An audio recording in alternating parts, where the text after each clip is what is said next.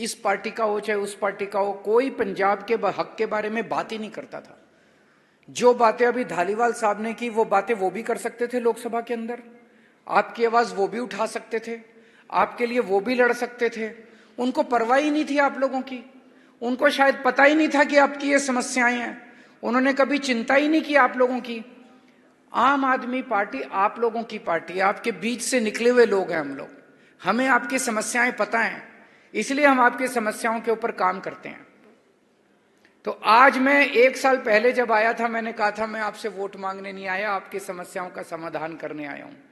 आज मैं आपका समर्थन मांगने के लिए आया हूं इस चुनाव के अंदर, और वो बहुत जरूरी है, कई मायनों में जरूरी है। आपने हमें 2 साल पहले स्टेट के चुनाव में भारी समर्थन दिया, 117 में से 92 सीट दी। इतनी सीटें मुझे नहीं लगता 75 साल में किसी भी पार्टी को आपने इतना ज्यादा प्यार दिया था, इतना विश्वास किया था। उसके लिए मैं तहे दिल से आप लोगों का शुक्रिया अदा करता हूं। और 2 साल में आपने हमारे काम भी देख लिए।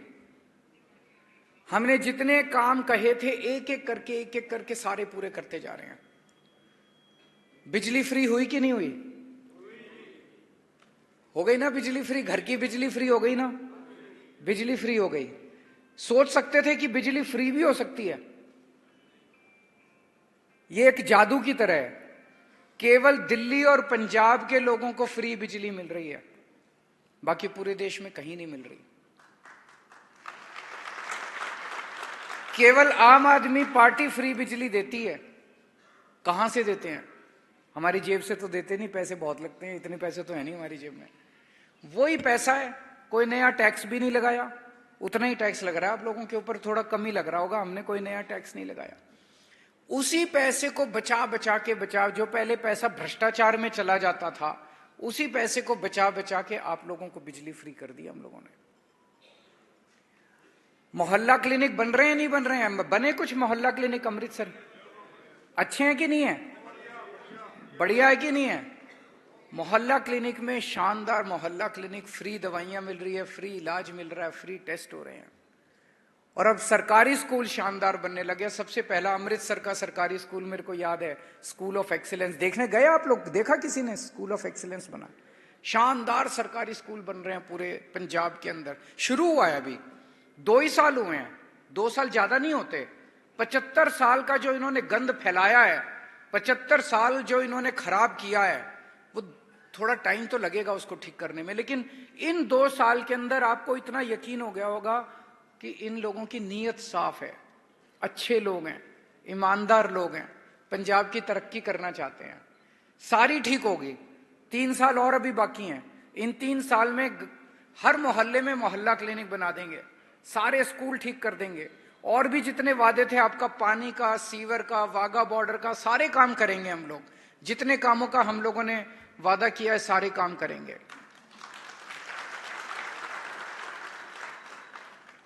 लेकिन आप लोगों का और साथ चाहिए हम लोगों को। वो होता है ना कि ये दिल मांगे मोर। आपने हमें स्टेट में 92 सीट दे दी, अब सेंटर में हमारी ताकत बढ़ाओ, सेंटर में आम आदमी पार्टी के मान साहब के हाथ मजबूत करो, तो सेंटर के जितने मसले हैं उन मसलों को भी हल करने में हमें मदद मिलेगी। सेंटर ने हमारे फंड रोक दिए, 9,000 करोड़ रुपया पंजाब का सेंटर ने रोक दिया, दे नहीं रहे। उसमें 5,500 करोड़ रूरल डेवलपमेंट फंड का पैसा है, उसमें नेशनल हेल्थ मिशन का पैसा है। ये रूरल डेवलपमेंट फंड का जो पैसा है, ये गांव गांव के अंदर इससे सड़कें बननी थी, इन्होंने पैसा रोक लिया। आप सोचो 5,500 करोड़ आ जाता तो गांव गांव में कितनी सड़कें बन सकती थी। नेशनल हेल्थ मिशन का पैसा आ जाता तो कितने और मोहल्ला क्लिनिक बन सकते थे। तो ये गुंडागर्दी, तानाशाही मचा रखी है इन लोगों ने। भाई, विकास के साथ और लोगों की तरक्की के साथ राजनीति नहीं होनी चाहिए।